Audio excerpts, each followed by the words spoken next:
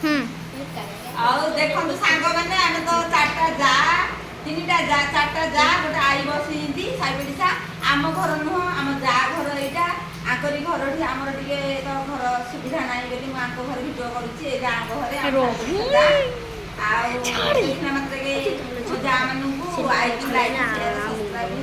କରିଦେବେ ତା ସହିତ ଏବେ ତ ଆଧୁନିକ ଯୁଗ ହେଲା ଆଧୁନିକ ଯୁଗରେ କିଛି କାନ୍ଦଣା ଫାନ୍ଦଣା ନାହିଁ ସେଥିରେ ତ କାନ୍ଦୁଥିଲେ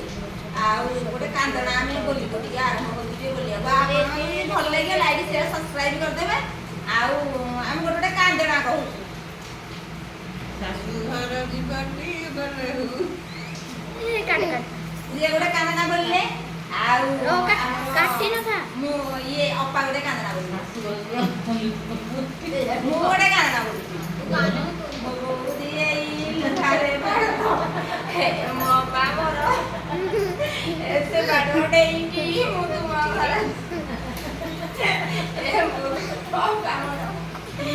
ମୋ ଶାଶୁ ତ ବଡ଼ ମୋ ଅପା ବଡ଼